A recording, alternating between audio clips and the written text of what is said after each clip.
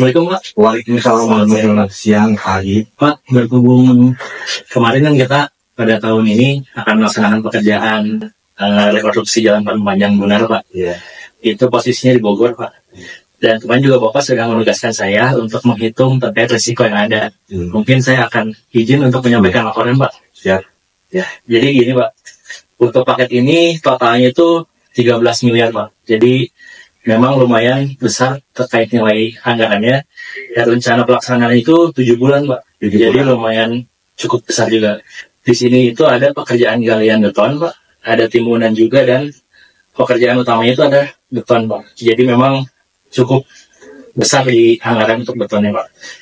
Kemudian setelah saya identifikasi Pak, berdasarkan Perdem PU nomor 10 tahun 2021 tentang sistem manajemen keselamatan konstruksi, dibagi menjadi 3 Pak kategorinya. Ada risiko sedang, risiko besar, dan risiko kecil.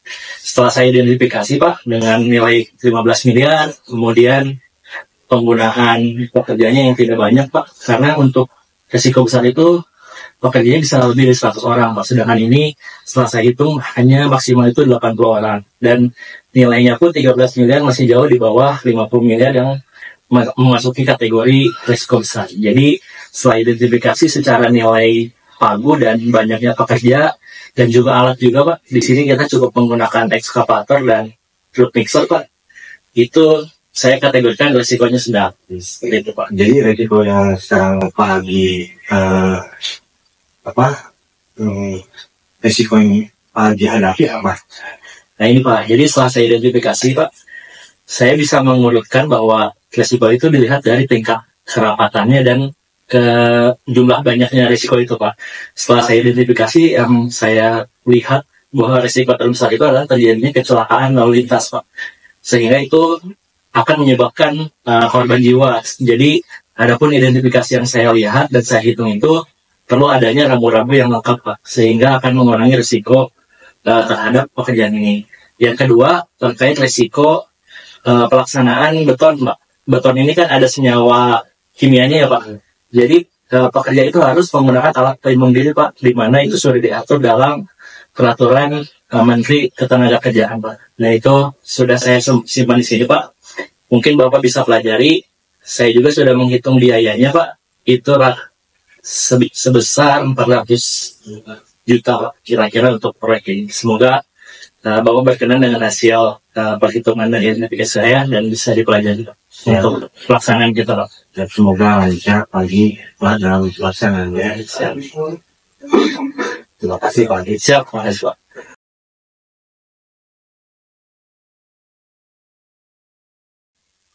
Assalamualaikum warahmatullahi wabarakatuh. Waalaikumsalam warahmatullahi wabarakatuh. Pertama-tama saya ucapkan terima kasih.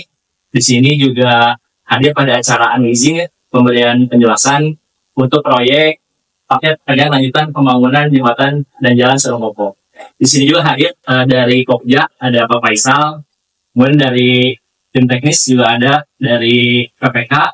Di sini juga hadir Pak Lakton dan ada Ibu Direktur juga. Terima kasih sudah hadir pada acara hari ini. Intinya pada hari ini kita akan menyamakan persepsi di mana paket ini akan dikerjakan di tahun 2025. Jadi dengan adanya leasing ini sesuai dengan IKP, instruksi kepada penyedia yang diatur oleh Permen LKPP 12 tahun 2021, di mana pada saat proses tender ini perlu adanya penjelasan dari PPK ataupun Pokja untuk persamaan persepsi dalam pekerjaan.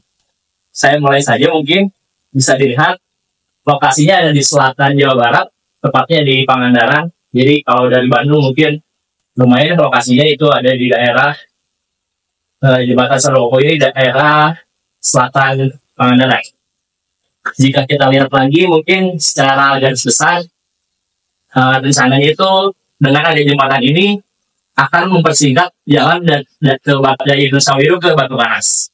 Dan jumlah bentangnya satu bentang, panjangnya itu 140 meter dan bisa dilihat nanti nilai kontraknya itu sebesar 72 miliar. Itu mungkin bisa dipahami. Dan ini foto kondisi pada tahap sebelumnya. Bisa Ibu dan Bapak perhatikan bahwa pada saat ini sudah ada abutmen untuk menyimpan jembatan, struktur atasnya sudah tersedia di sini dan bayanya pun sudah ada. Jadi nanti pada saat pengerjaan Bapak dan Ibu cukup melaksanakan struktur atas dan jalannya saja. Jadi itu secara garis besar kita bisa lihat rencananya luar biasa Bapak Ibu, warna merah seperti ini dan semoga bisa sesuai dengan gambar. Untuk bentangnya tadi sudah dijelaskan seperti ini dan mungkin saya berikan kesempatan untuk bertanya, silakan. Ada satu pertanyaan Pak. Boleh Pak. Tadi kan mengenai angka baja tadi Pak. Ini dari PT apa? Dari PT Angin Ribut Pak. Oh siap. Gimana Pak? Untuk ketahanan bajanya apakah kedepannya ada berkarat atau gimana gitu Pak untuk ketahanan bajanya? Ya kebetulan memang ini sudah disediakan pada tahun sebelumnya Pak. Dan kami jamin baja ini sudah melalui proses galvanis sehingga tidak akan berkarat. Hanya mungkin pada saat pelaksanaan perlu sangat berhati-hati Pak, karena lubang-lubang ini sudah perlu ada penyesuaian ataupun nanti ada caranya lah, Bapak tahu sendiri ya caranya. Ya. Mungkin itu nanti akhir acara pada kegiatan ini akan dituliskan oleh tim kami dan Pokja juga dalam berita acara pemberian penjelasan atau BOPP. Mungkin sekian kegiatan hari ini. Terima kasih atas kehadirannya. Wassalamualaikum warahmatullahi wabarakatuh. Waalaikumsalam.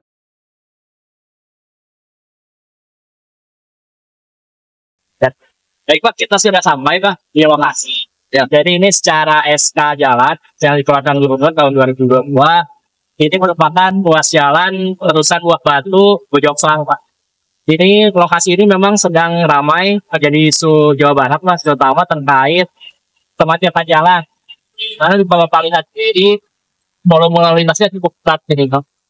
Bapak, belakang hasil kajian. Kami sudah membuat Pak hasil kajiannya, di mana bisa Bapak lihat bahwa dan sana itu banyak perumahan Pak, komplek-komplek yang jadi hambatan samping yang menyebabkan kemacetan ini semakin parah di area Pak. Ini juga ada sel housing bersih di mana mahasiswa ini lumayan sering keluar masuk area sini sehingga kemacetannya cukup berpengaruh. Kami juga sudah menyusun Pak, ada beberapa rencana yaitu pertama kami akan menyusun peraturan bahwa tidak boleh ada kendaraan yang parkir di area sini. Kemudian di kemudian pun akan kita buat secara permanen sehingga ada pemisah jalan antara yang ke arah Bandung dan ke arah Kabupaten Bandung. Kemudian di sini tempatnya akan dipasang juga timpang bersinyal atau lampu merah di area sini sehingga pengaturannya akan lebih jelas lagi Pak.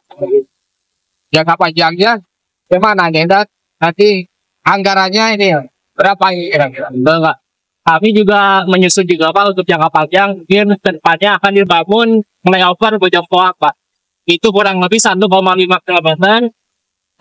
Dari tadi bawah flyover akan tembus langsung Pak ke arah Bojong Soang sehingga nanti pergerakan arus lalu lintasnya akan jadi lebih nyaman dan lebih lancar. Pun juga kami akan sudah menghitung Pak. Kami menghitung sekitar 1 triliun Pak untuk pembebasan lahan dan pembangunan besar di waktu. Baik, nanti perlu kita melaksanakan FGD. Ya. Itu Pak, FGD ini akan direncanakan Pak nanti dengan Kementerian PUPR, kemudian dengan Dishub, kemudian dengan pemerintah Kabupaten Bandung, kemudian ada juga dari BPKD dan Bapeda juga Pak. Siap.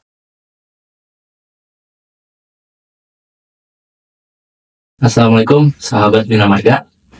Akhir-akhir ini kita bisa lihat ya, ternyata seperti contoh di sini banyak kasus-kasus korupsi di mana dilakukan melalui sistem e-katalog yang dikeluarkan oleh KPP.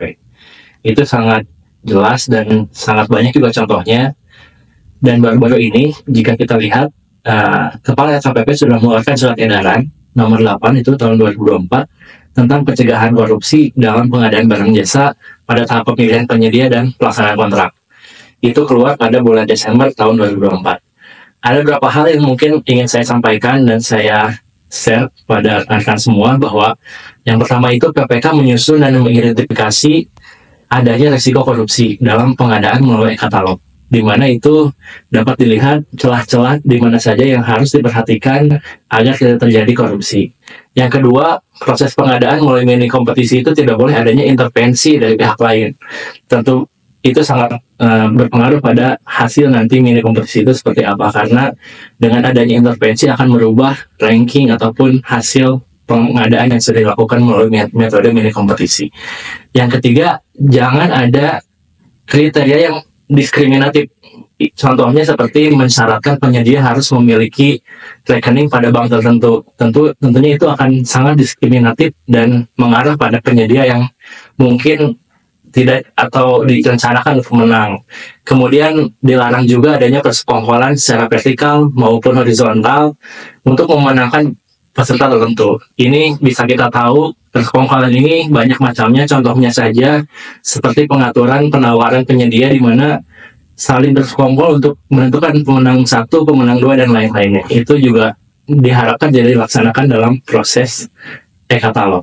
Yang kelima, PPK juga harus memastikan bahwa peserta ini tidak meminjamkan akun LPSE-nya kepada peserta atau pihak lain, karena setelah kejadian beberapa bulan lalu di Bina Marga bahwa adanya oknum-oknum yang memanfaatkan akun-akun yang dimiliki oleh peserta. Dan ingat, untuk penyedia yang terbukti salah dan melakukan praktek di luar yang tadi saya sampaikan, itu akan dikenakan sanksi berupa daftar hitam sehingga tidak dapat mengikuti proses pengadaan pada tahun-tahun berikutnya.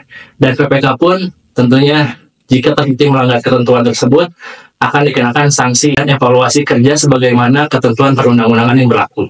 Oleh karena itu, mari kita ciptakan pengadaan barang jasa yang sehat, bebas korupsi demi Bina Marga ke depan. Terima kasih. Wassalamualaikum warahmatullahi wabarakatuh.